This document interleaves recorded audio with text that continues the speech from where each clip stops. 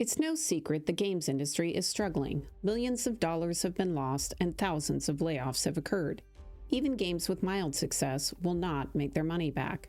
One would think that these failures would create a moment of crisis, a moment of self-reflection in the industry, that studios would realize that instead of lecturing gamers about what they should want, they would listen and understand their fans. You know, the people who want to be entertained, who want to pay to play their games. So how did we get here? Why is it so difficult for the feedback to get through? Why aren't studios listening? Well, the problem is that over the years, they've created a bubble. And unless they turn things around and step into the light, things are only going to get worse. Let's talk about how this happened. When I first started in games, you made a game, got ready to ship, and then you talked about it at E3. You let people play, and sometimes you even had gamers at E3. It felt like a fun geek fest with friends. As games became more mainstream and made more money, things started to change. The press became more powerful, and reporters that wanted to increase their audience might do so by creating breaking news about your game. Sometimes that was really good, and the game developer would score a magazine cover, they'd get more sales and a lot more attention. Sometimes it wasn't so good, because a lot of game developers weren't great at selling their games. They were just great at making them. They might say something wrong about the game, or maybe a reporter would misunderstand. This could end up costing the game developer shelf space, sales, and sometimes their job. Noise in their makeshift trailer park across the street from E3. I think it's more honest. Like, we don't have to put on a big show. Our big show is our technology. Naturally, what happened was the game developers and publishers started to evolve out of self-interest. They needed to protect their investment, so they would set their message and their narrative very specifically before they went to E3. The last thing they wanted was for a reporter to misunderstand and print something that would hurt the game.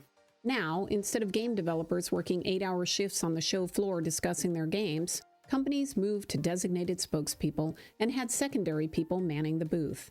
Many companies staffed their floor with beautiful contractors that couldn't answer any in-depth questions.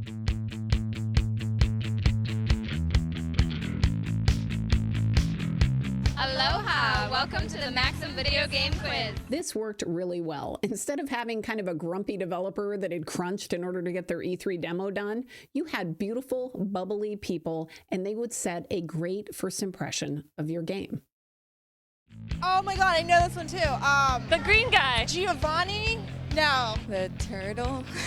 Fabio? No. Leonardo? An added benefit was that no reporter in their right mind would quote one of these people as some kind of expert on the game, so it took away that risk.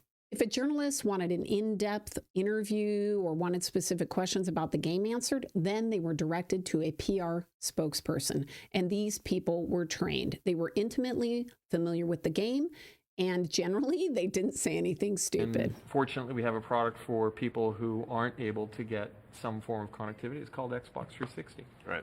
So stick with 360. That's your message if you don't, like it? If you have zero access to the internet, that is an offline device. This also really worked to increase the star power of game creators. People like stories about another person, right? It's hard to tell a story about the 150 people working on the game. It's just too much for people to keep track of. They want to hear about the star. Who is the co-creator of Halo? Who is Jason Jones? That is what they wanted to hear. These spokespeople became famous, and often the press became their friends. It's natural for friendships to develop over time, and it helps in interviews if people know each other. It's great to see you again. It's good to see you as well. It's good to People see have been this waiting for us going. to get back together. And now is the appropriate I venue. do always enjoy it, where you make up features and ask me if they're actually real. Exactly. And then you go back and build them, right? No. Sometimes yes. Sometimes yes. We get the pressure to do that. Yes. This created a star power on the interface too. Suddenly, you weren't just a journalist. You weren't just a buyer for GameStop. You were friends with some of the most famous and powerful people in the games industry. If you played your cards right, maybe you'd get exclusive interviews or get to break stories after drinks one night. And the escalation continued. It became normal to wine and dine the press and retail buyers. Since games were on physical media, you had to have shelf space, and even better, cross-promotion with major stores. It was big business. Companies had to manage hundreds of these people at E3. So Xbox had a handler for every major press person and retail buyer. The handler would make sure that the experience for these people was top notch. For press, it was a PR person. In the Xbox case, they had internal PR and an army of contract PR people from a company called Edelman. They were beautiful, smart, and funny people. For the retail buyers, it was easy because Microsoft already had someone internally that managed every account, and so those people would be the guides for the retail buyers. We got 400 retail pros ready to hang out in the Xbox booth and learn why Xbox One is the best place to play games this year. Where's the best place to play games? If you were a VIP, you would check in for an appointment at the desk and have a first-class tour, access to a VIP section where you could eat, drink, and mingle with Xbox and game royalty.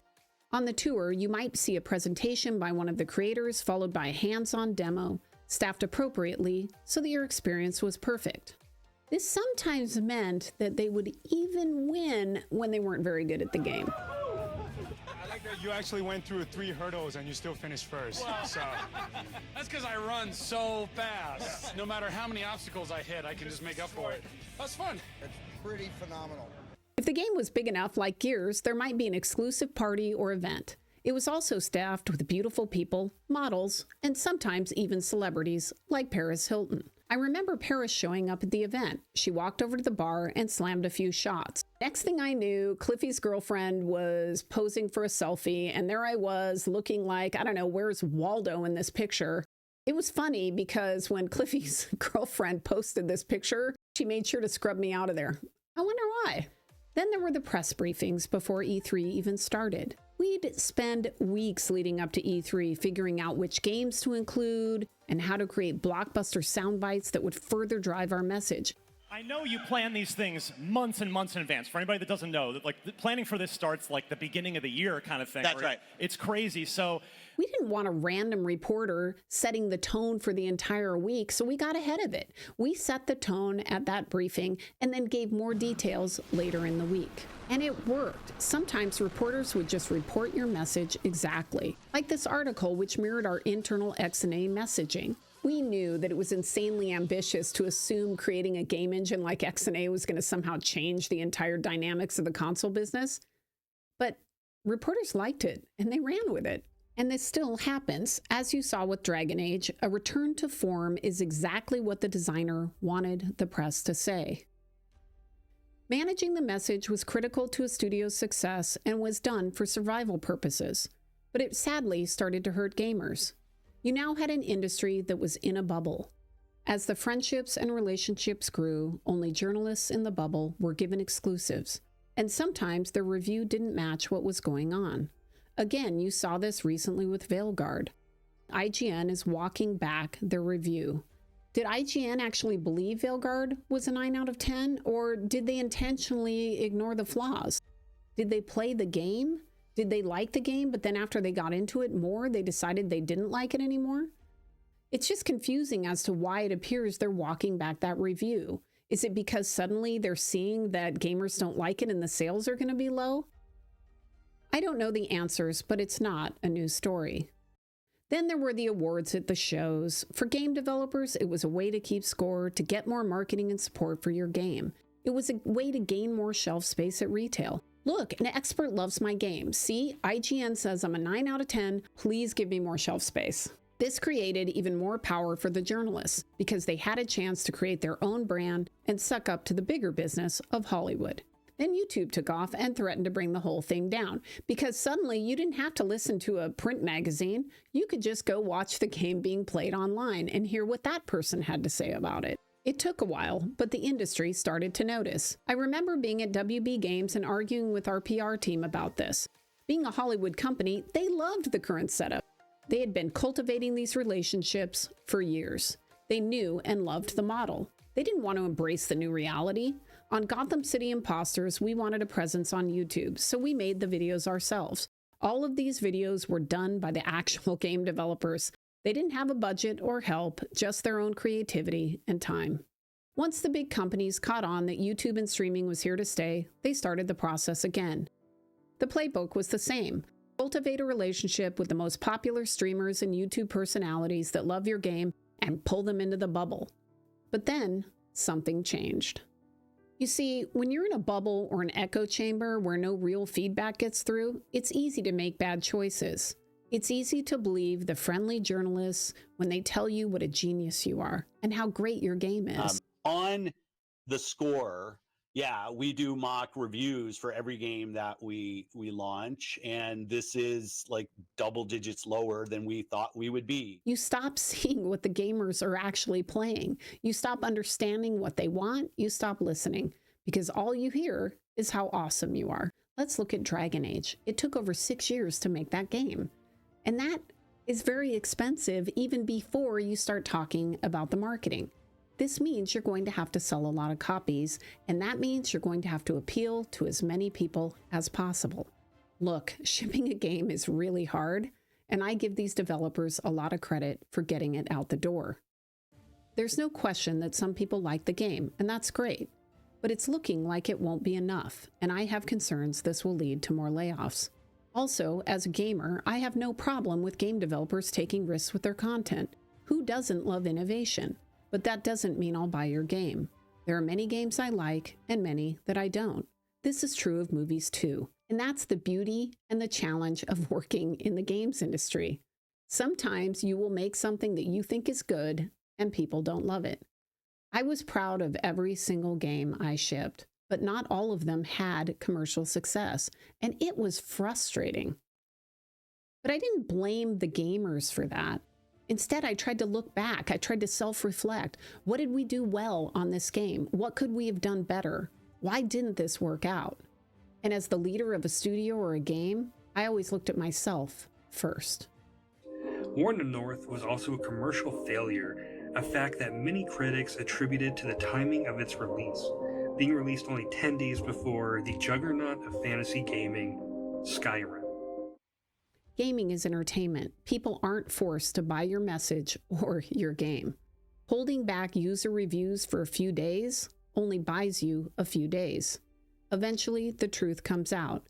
Eventually, people notice that you aren't delivering fun games, and they stop giving you money. Everybody knows it's over! Everybody except you! When people ask me why AAA games are in trouble, this is it. Because they're not reflecting on what they could do better. Instead, they're attacking the people that they want to sell their games to. It is not a winning strategy. It reminds me of Plato's allegory of the cave. It's where people only see what is on the wall in front of them. They don't see that there is a fire behind them and puppets that are creating the images that they see on the wall. What they're seeing isn't real. And if only they would turn around and walk into the light, they would know the truth. They would be able to change. It's hard, but fortunately, they made the cave. They made the fake reality. They can turn around at any time.